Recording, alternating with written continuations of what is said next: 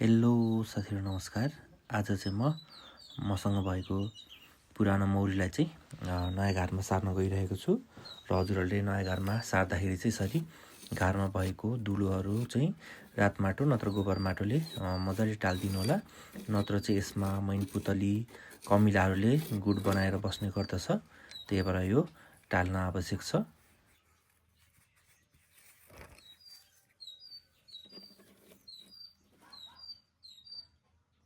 र यहाँ देख्न सक्नुहुन्छ साथीहरू, मैले चाहिँ कतै पनि धुलो नराखी सबै यसरी रातो माटोले लेपिदिइसकेको छु। अब चाहिँ एकछिन यसलाई म सुक्न दिन्छु।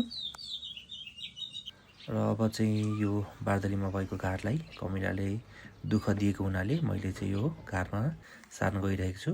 देख्न सक्नुहुन्छ कमिलाले चाहिँ यहाँ गुडे बनाएर बसिरहेको रहेछ। कमिलाले एकदम दुःख दिएको हुनाले यो घारलाई चाहिँ मैले सार्न गइरहेको हो।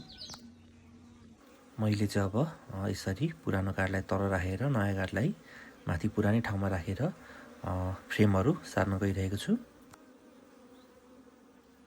हजुरहरूले यसरी मौरी सार्दाखेरि चाहिँ के ध्यान दिनुपर्छ भने मौरीहरूलाई चाहिँ धेरै चोट नलागोस् र रानी मौरीलाई चाहिँ दखल नपर्ने गरी, यदि रानी मौरी चाहिँ कतै चेपिहाल्यो भने यो मौरी चाहिँ बितपाते भएर नष्ट पनि हुनसक्छ।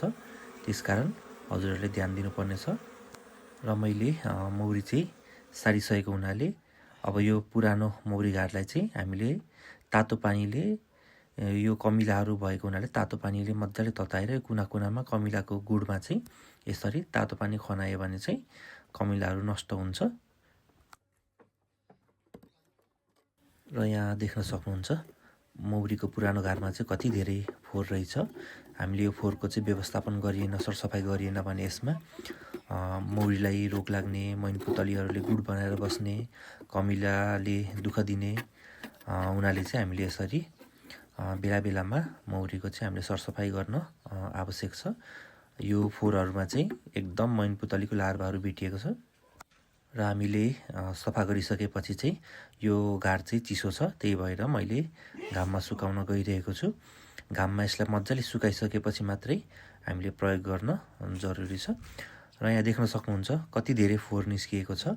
यसमा चाहिँ मैनपुतलीको यस्तो लार्भाहरू पनि भेटिएको छ, कमिलाको गुड छ। र अब सारिसकेको घारमा चाहिँ कमिलाले दुःख नदियोस् भनेर चाहिँ मैले एउटा यो लक्ष्मण रेखा भन्ने एउटा पाउँछ चक, यो चक चाहिँ मौरी घारको यस्तो कमिला छिर्ने ठाउँको चाहिँ तल लगाइदिन गइरहेको छु। र यसमा चाहिँ हजुरले के ध्यान दिनुपर्छ भने हामीले चाहिँ यसलाई मौरी घारको अगाडि कहिले पनि दल्नु हुँदैन, नत्र चाहिँ हाम्रो मौरीलाई चाहिँ यसले असर गर्ने गर्दछ। यस्तो साइडमा चाहिँ हजुरहरूले प्रयोग गर्दा केही हुँदैन, मौरीलाई असर पर्दैन। कमिलाहरू चाहिँ यतैबाट छिर्ने हुन्छ। त्यसकारण म चाहिँ यस्तो चेपचेपमा यो लगाइदिँदैछु। र अब यो मौरी घार चाहिँ पूर्ण रूपमा सुरक्षित भइसकेको छ। तपाईँहरूसँग भएको मौरीलाई पनि मैनपुतलीले कमिलाले दुःख दिएको छ भने हजुरहरूले यसरी नै अर्को बक्समा सार्न सक्नुहुन्छ। धन्यवाद।